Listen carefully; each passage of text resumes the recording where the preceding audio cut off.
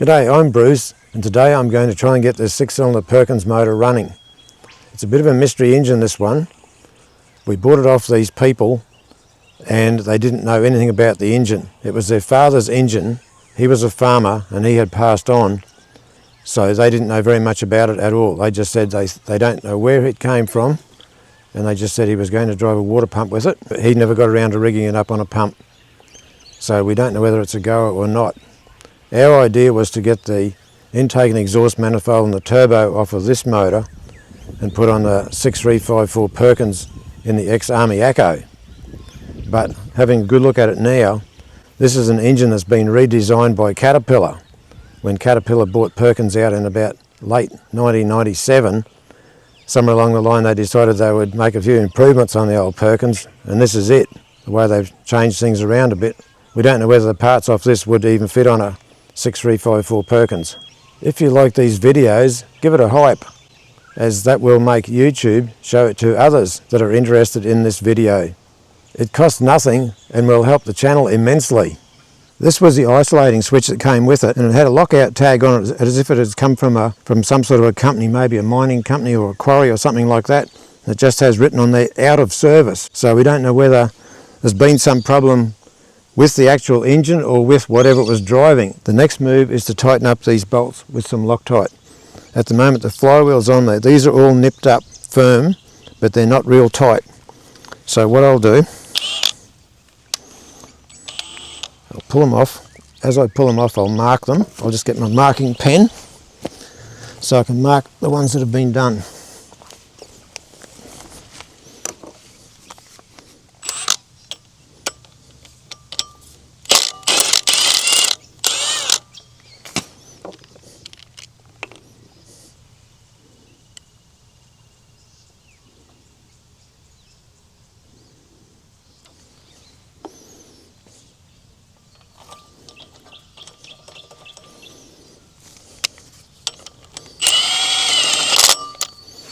I've got my tension wrench here ready to go.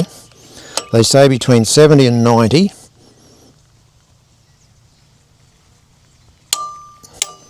So I'm that's probably set on about 85 or close to 90. So as I go, I'll put a mark across that one to show it's been done.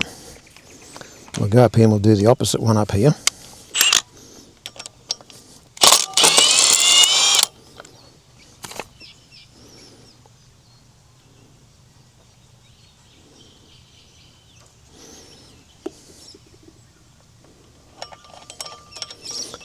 These other ones are just vacant, they don't have anything on them.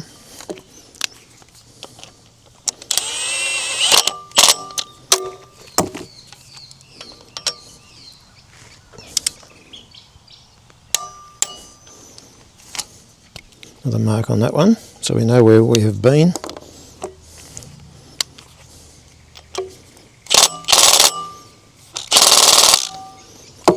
I must have tightened that one up with the tension wrench before.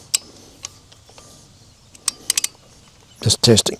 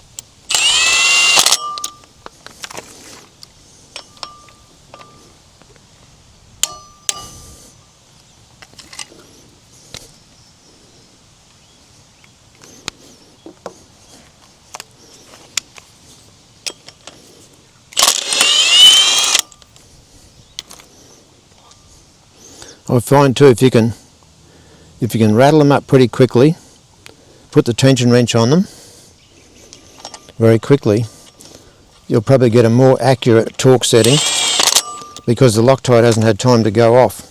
If you put the Loctite on, you come back 5 minutes later, I always feel that you may not be getting the true reading once the Loctite starts to go off, but I could be wrong.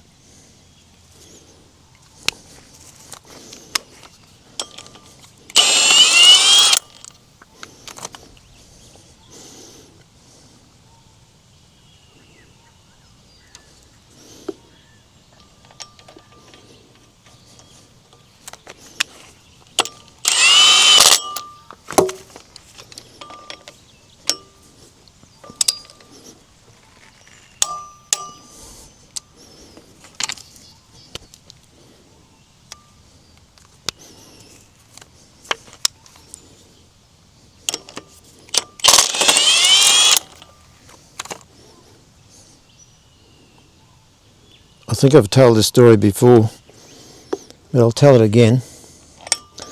One of my friends had a 4-cylinder Ford industrial motor that he was going to use on a pump.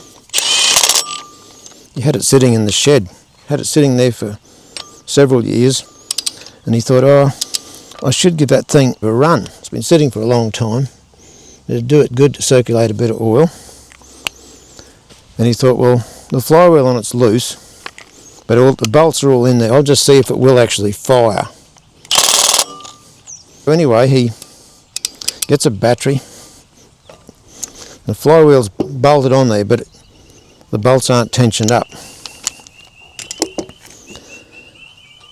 So I don't think he even put a fuel tank on it. He just thought he'd just see if it had enough fuel that it would just start and run for a few seconds, just to circulate the oil a bit. It puts the battery and everything on there, gives the thing a hit. The first time the first piston came up on compression, it fired, revved up within seconds.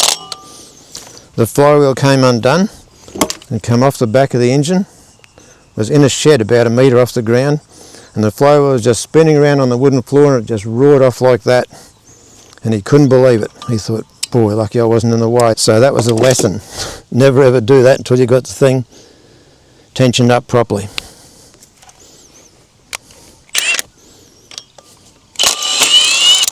I'll just check that. I'll just run around and double check them. I'll put a mark on that too while I'm here. That way we can't get lost.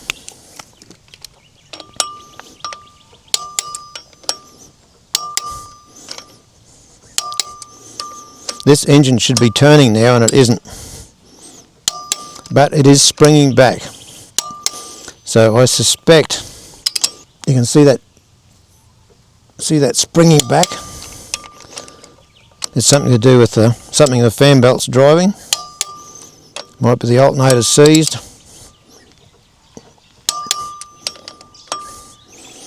If you look here very closely, see it moving. It did move a little bit further that time. So it's probably a seized alternator, I suspect, I hope anyway. This rubber was chewed up in the bell housing. So I'd say somewhere along the line it's chewed up the coupling between the engine and whatever it was driving. So that would have been another problem that may have caused the part on the back to fail. All these bolts have been snapped off on the exhaust side of the turbo. I don't know whether they had a lot of trouble with smoke going all over everything. The engine was quite dirty when it arrived here, so I've actually degreased it to make it look a bit better.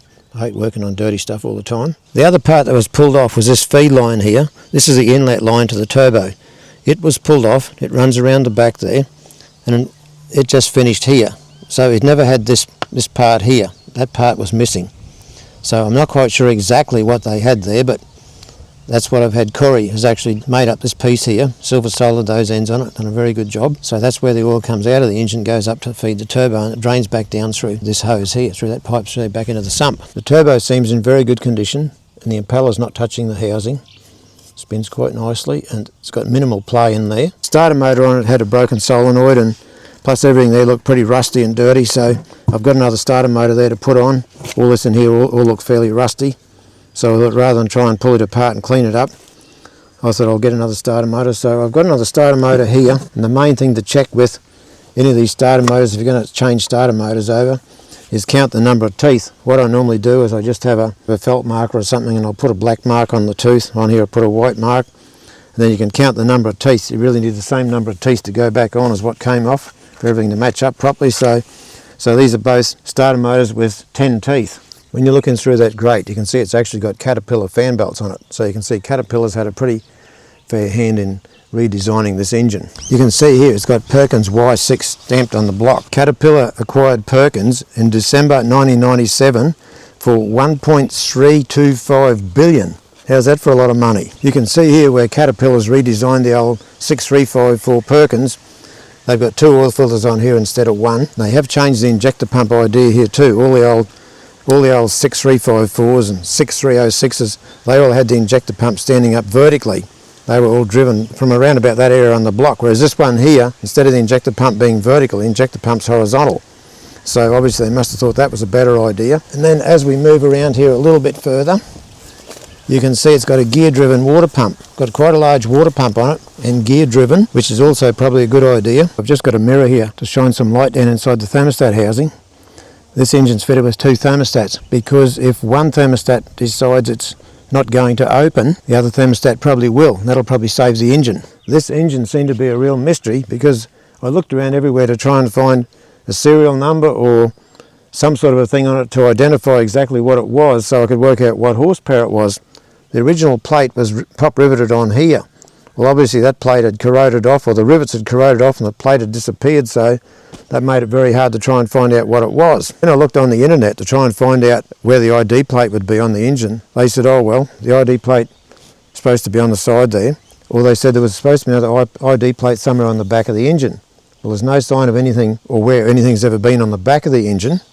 So the mystery deepened. So the next thing I thought was, I'll have a bit more of a look around on the internet. The company that specialised in these Perkins engines, they said if you were in doubt what horsepower the engine was and you could not find an ID plate, if you gave them the serial number off the injector pump, which would be behind that paint there, and also the serial number on the turbocharger, they would be able to tell you back what horsepower the engine was. I said, oh, that's probably not a bad idea. Then as I looked a bit further to find out, see if I could find out any more about this engine, I came across another person on there talking about them, and they said that they had an ID plate on the timing cover. And I thought, well, this engine was fairly dirty when we first got it. It was sort of brown looking, stained pretty badly. I thought, well, as I was gurning it down, washing it down, water blasting it down, I'll say, I didn't see any IDs around the front of the engine. So it was actually night time when I saw that on the internet, and I thought, oh well, I can't go to bed unless I go out, dash out and have a look. So I went out probably about 10 o'clock at night and I was looking around on the timing cover, and I could see where there was a sticker there that had been painted over. So I thought, oh well, it's a bit late now to try and scratch that off without damaging the sticker. So I thought, first thing in the morning, I'll go out and I'll see what's on that sticker. Once I very carefully scraped the paint off that sticker, I could see, oh well, it's got a Caterpillar number on there. I was expecting a Perkins number, so I took the particulars and wrote that down, went in and had a look on the internet, and after a little bit of searching, without too much searching, came up with the horsepower. Apparently it's 181 horsepower. I think it was at 2000 RPM. And I thought, oh well, it's a fairly powerful motor compared with the old 6354s, although some of those were probably up around that same horsepower too in the later series. But I think this is called a 1000 series Perkins or a 1006 series Perkins. But they must have made these in all different size horsepowers, I suppose, depending on what they had to drive on the other end. The engine didn't come with an oil pressure gauge, so I went to the shop and I bought a whole heap of fittings to try and make up. I had a gauge here to put on it just so when it does start up we'll be able to see whether it has got any oil pressure or not. The engine had the temperature gauge pulled out of it, so it just had what we'll call a nut fitting, I suppose, still in the cylinder head. So I had an old Murphy gauge here, so I thought, well, I've got to fill that hole up if I'm going to put some water in it. So my old Murphy gauge fitted in there just nicely, so that was a good way to block the hole up to stop the water coming out. It's a pity all cars, trucks and tractors weren't fitted with something like this. There would be a lot more engines saved from the scrap metal yard if they would have been fitted with something like this, and the moment the buzzer went off or they were set to shut down, people would have saved a lot of money.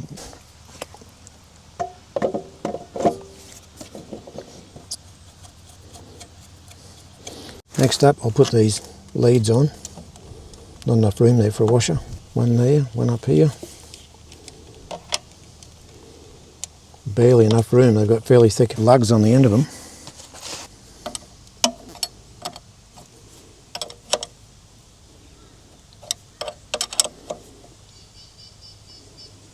Right, that job's done. Just give them a little bit of a rub. Doesn't take them long to get dirty. They probably should have, well, the ideal thing are those little felt washers. And whatever they've got in them, it stops corrosion. Negative, 1/2 inch.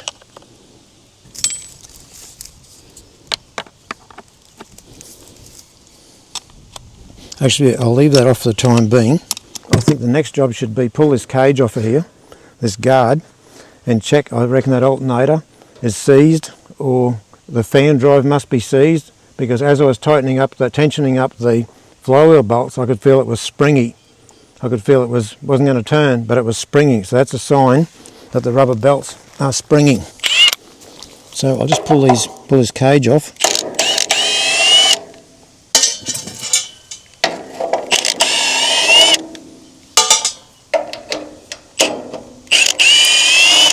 How many more have I got? One more.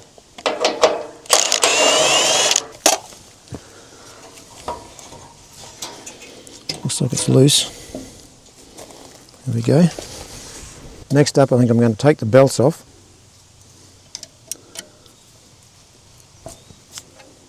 Where to next? Up the top maybe. After something with a bit more leverage. Maybe a 13 maybe on the other end.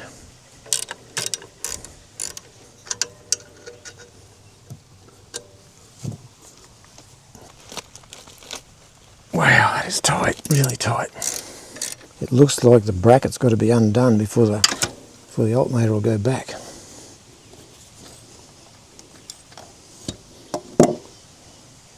Look at the belt stuck in on the pulley, look at that.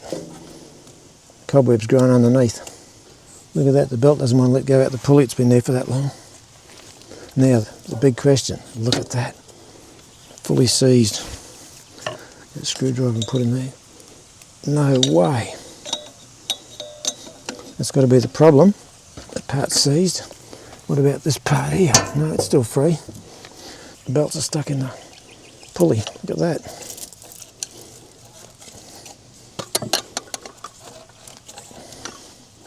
How long has this engine been sitting for, I wonder?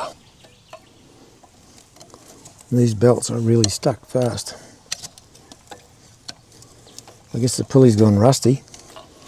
They're stuck all the way around by the look of it.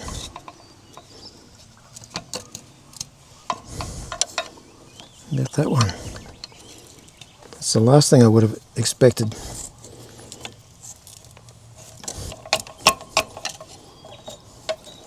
Slowly let him go.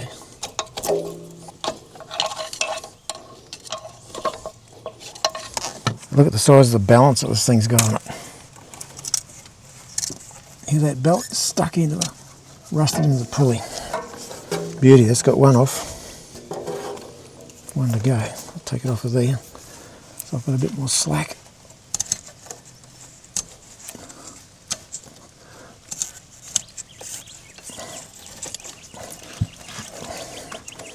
Is it right off? That one's right off. But that little bolt's sitting there in the way. This one's still stuck in on the other side of the pulley. Must be close. Get a screwdriver, see if I can push it from this side. It's off.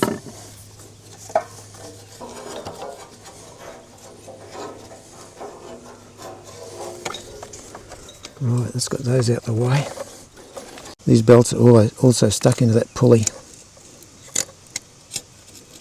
Oh, I can hear the belts tearing. Right, they're free. I'll try and get the belts off now. I'll just tuck them up out the way maybe. As long as they're away from that harmonic balancer. Yeah, they're clear. Look at the size balancer the thing's got on it. That's a whopper. I suppose to try and maintain the same RPM if it's driving an alternator. That's what that's all about. Fan's free. I'll just put this positive terminal in here now. That one's tight. Probably meant to be a 13. It's pretty tight with a 1/2 inch. The old battery terminal's getting pretty worn. It started quite a few engines by now. It's probably good enough. 12 volts is always a lot safer than 24. Next up, some water in the engine block and cylinder head. I don't know whether it'll hold water or not, but looks like it's going to take a long time to go in. It's going to take a long time. There's got to be some trick to letting the water go into the block.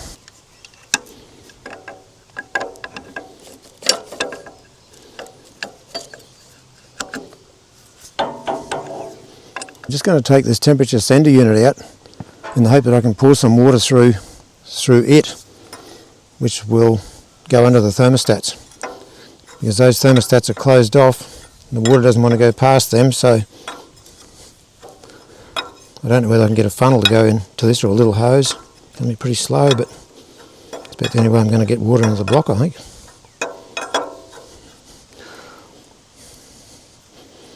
I was hoping that hole was going to be a bit bigger too.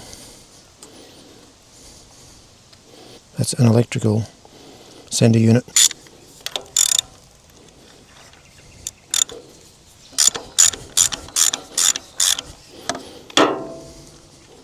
Getting close now. I'll just see if I can get some water to go into the block. I've just got the pipe bunged off at the bottom radiator hoses blocked off.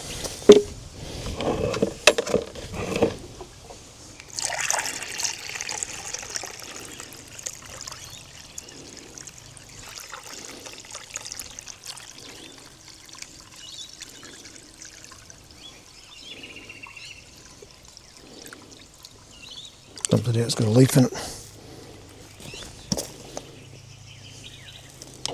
Needs more water.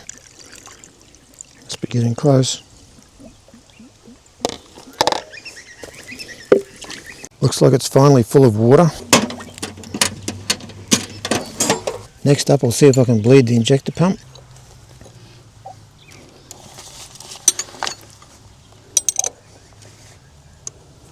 I'll just see if I can squeeze the priming bulb on the outboard tank, see if I can get diesel to come through to that area.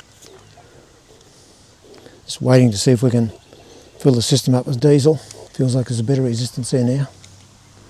Something's happening. Still no diesel going through. Where could it all be going?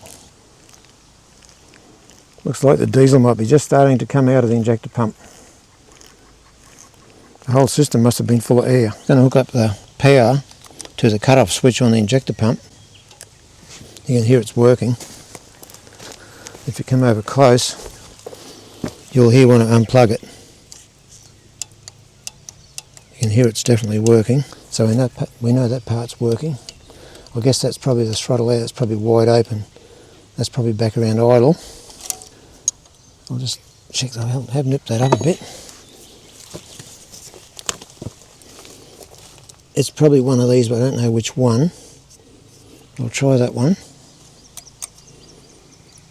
I can put power onto here anyway.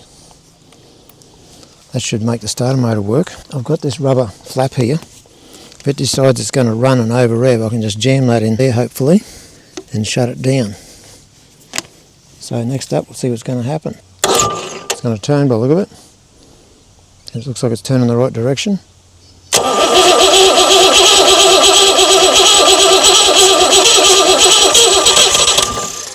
Looks like it might run this thing, you know.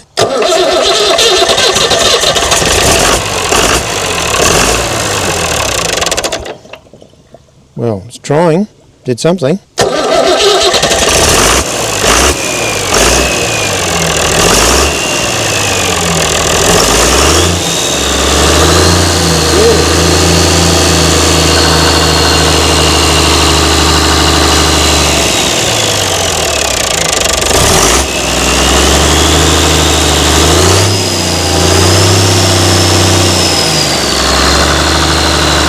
I'll try it again, see how easy it starts.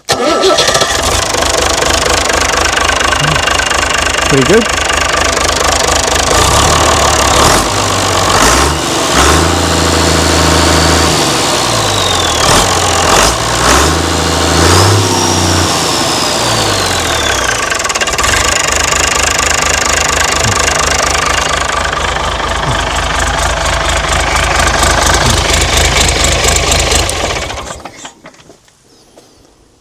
Well, the electric fuel cut off on the injector pump is working on this one fine. Just give it another start. Power on there. Got the start button here. You can see this diesel coming out of this here. That's just the return line off the injectors. That normally goes back to the fuel tank.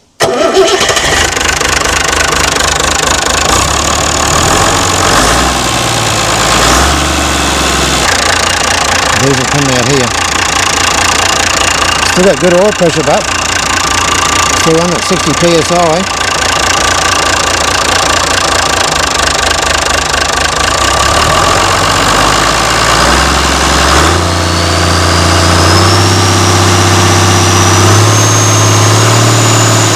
Just pull the wire off the cut off on the injector pump, cut the power off. Well, that was quite a pleasant surprise, especially after you've had a few videos where things haven't started up. But I suppose if everything started up, well, it'd be a bit boring, wouldn't it? So sometimes these things just try you, give you a bit of a challenge. And like so this thing, the way it was going, I thought, well, this thing probably won't go either, the way I couldn't seem to get diesel to come out of the side of the injector pump.